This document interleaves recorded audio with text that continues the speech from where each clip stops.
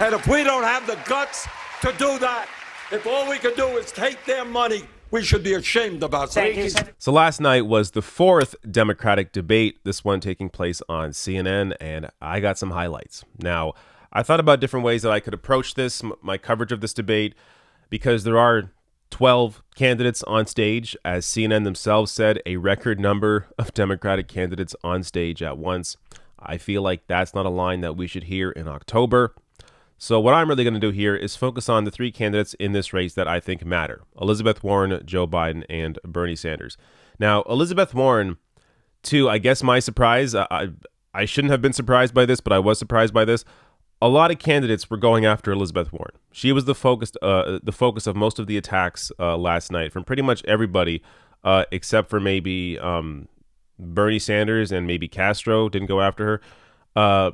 But this one exchange between Joe Biden and Elizabeth Warren kind of perfectly paints the entire night for both of these candidates. So Elizabeth Warren was discussing how she helped to launch the Consumer Financial Protection Bureau, the CFPB, and Joe Biden here attempts to take credit for what she did, or is essentially lambasting Warren for not giving him credit for what he did to get the CFPB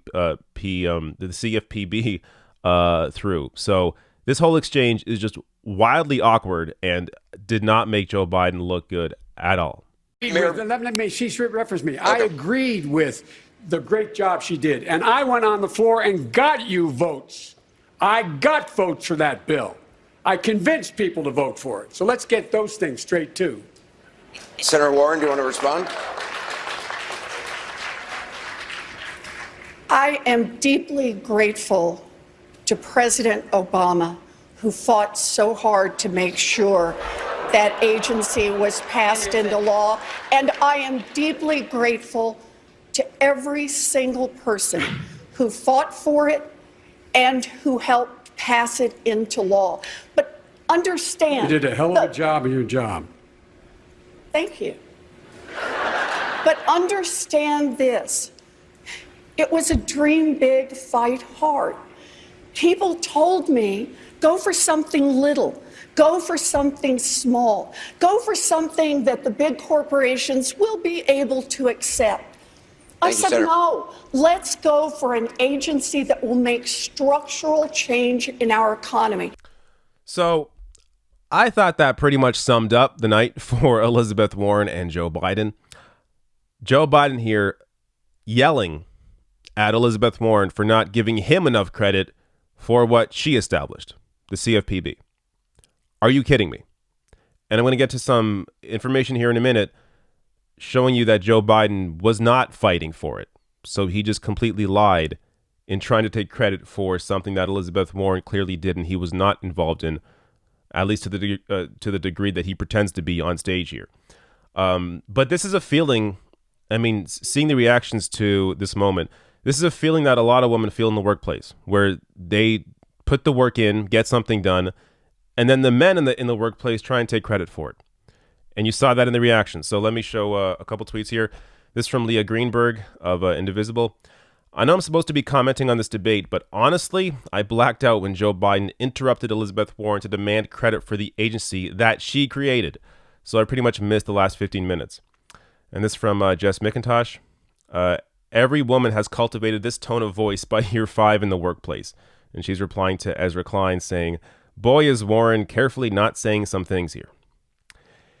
Yeah, that came through for me as well. I mean, that was a moment where I feel like Elizabeth Warren really could have gone after Joe Biden. She held back for whatever reason. Maybe she felt like she wasn't prepared to really combat what he was saying in that moment. Or maybe she felt like she may come off poorly if she tried to go after him in that moment, though I think she should have. If she showed some real fight there and just completely pushed back against Biden, she really could have ended his race. But she, the way she treated this moment, I think, is the way a lot of women feel like they have to treat moments like this. They just kind of let the man scream and tire themselves out and then just let the moment pass. So that's what she appeared to do here. But looking at the facts, Joe Biden, no, he did not do what he claims to have done. So here's this from The Intercept. Biden responded by claiming loudly that he had gone to the Senate and secured votes for it. That claim is dubious at best.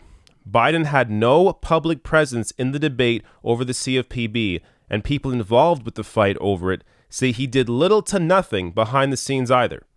And this from Ryan Grimm. The fight over the CFPB was my daily beat for basically a year. I don't remember Joe Biden being involved whatsoever. His advisor, Jared Bernstein, was a strong supporter, but Biden was 100% AWOL. It was well known he and Warren clashed, so it made sense he stayed out. So yeah, Joe Biden taking credit or trying to take credit for something Elizabeth Warren did when he didn't even fight for it. Unbelievable. The fact that this guy is still in this race, that he's a top 3 candidate, just it's crazy to me. It really shows you how poorly the mainstream press is at doing their job. There is no reason at all why Joe Biden should be in this race if you focus on moments like this, showcasing how out of touch and ridiculous this man is. But the other part of this is that we should already know this. We should already know that Joe Biden wouldn't have pushed for the CFPB. He has a long history of being tied to the financial industry. So just one example that continues into his campaign today, his fundraising is directly tied to Wall Street. So this from CNBC. Joe Biden will return to Wall Street for fundraisers after climate town hall. And that's just one headline. If you look up Wall Street or credit card companies and fundraisers, you will find a lot for Joe Biden. A lot. This is what he does. He pretends to be middle-class Joe, and behind the scenes, he's fundraising with the wealthiest people in the country. Total phony. But now let's get to Bernie Sanders. So I thought there was a clear winner in this debate. I think it was Bernie Sanders. And that's despite the fact that he was not given all that much time, at least compared to the other top 2 candidates. So looking at the speaking time here from CNN, you see Warren with the most speaking time by far, which also makes sense considering she was attacked the most, so she did have more time to respond. But then even Joe Biden, who wasn't really attacked at all, except for a couple moments, he is at 16 minutes. And then Bernie Sanders down at number 5, behind Klobuchar and O'Rourke, 2 candidates that are polling under 3%. I mean, 3% at best, but usually around 1%, 2% is where Klobuchar and O'Rourke sit. All this despite the fact that Bernie Sanders has been a top 3 candidate the entire race.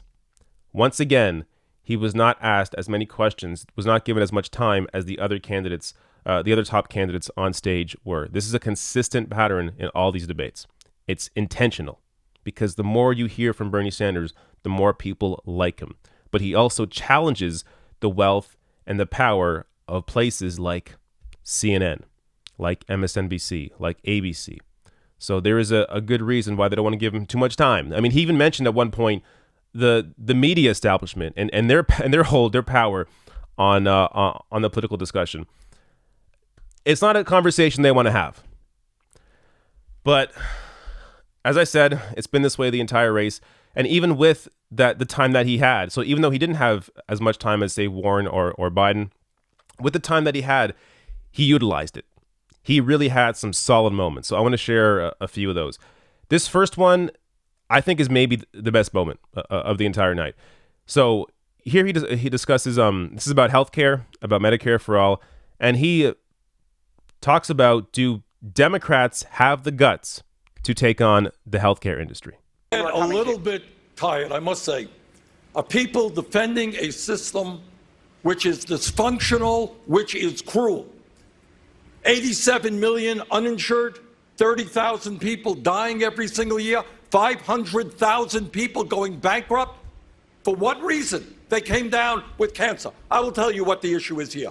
The issue is whether the Democratic Party has the guts to stand up to the healthcare industry, which made $100 billion in profit, whether we have the guts to stand up to the corrupt, price-fixing pharmaceutical industry, which is charging us the highest prices in the world for prescription drugs. And if we don't have the guts to do that, if all we can do is take their money, we should be ashamed of ourselves.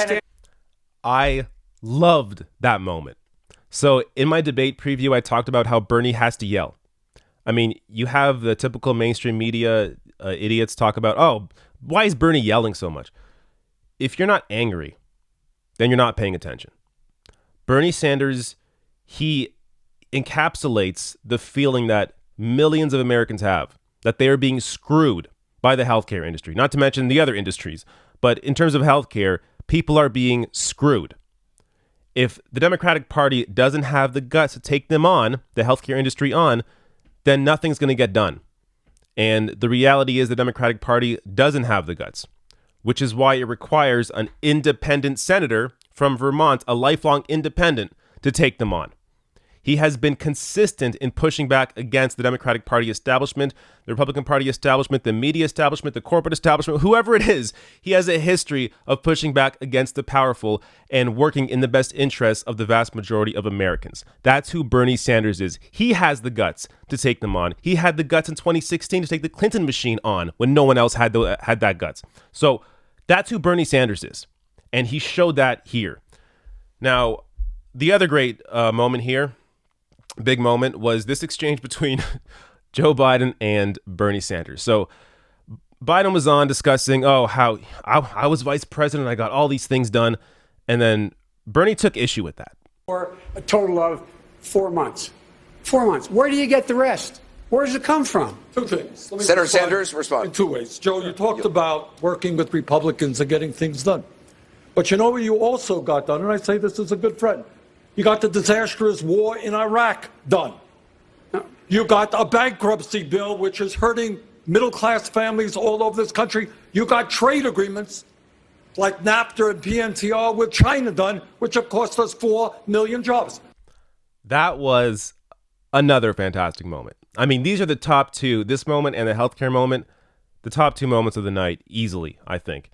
And it not only spoke to Bernie's strength, it also spoke to the weakness of the other candidates on stage there. Calling out Joe Biden's record on this is exactly what Bernie needs to do. What he's needed to do the entire time. He's done it here and there in a couple of the debates, and sometimes when he's in the press, but he really hasn't phrased it like this. I mean, using Biden's words of talking about how he was getting things done and twisting it around and showing, oh yeah, you know what else he got done? Joe Biden, the Iraq War, these trade deals. I mean, this is exactly what he has to do. And the mainstream media as well was recognizing how solid Bernie Sanders was in this debate. So this is Kirsten Powers of CNN. She tweeted out, "Can I just say I would like 1/10 of Bernie Sanders' energy? The man just had a heart attack, and he's as sharp and passionate as ever." And this from Aaron Ryan of Crooked Media. "The heart attack has only made Bernie stronger. At the end of the debate, he's going to levitate off stage for a few seconds before blasting into space and reversing the Earth's orbit Superman style." So, yeah, that's exactly it. I mean, he showed so much strength throughout that debate.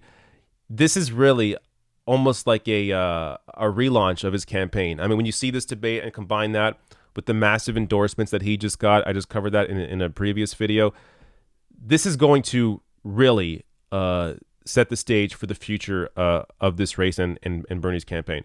Now, I want to share one more moment here. This is more of a heartwarming moment, but this speaks to just how genuine Bernie Sanders is and just how real the man is. How do you reassure Democratic voters that you're up to the stress of the presidency? Well, let me invite you all to a major rally we're having in Queens, New York, BernieSanders.com. We're going to have a special guest at that event, and we are going to be mounting a vigorous campaign all over this country. That is how I think I can reassure the American people. But let me take this moment, if I might, to thank so many people from all over this country, including many of my colleagues up here, for their love, for their prayers, for their well wishes. And I just want to thank you from the bottom of my heart. And I'm so happy to be back here with you this evening.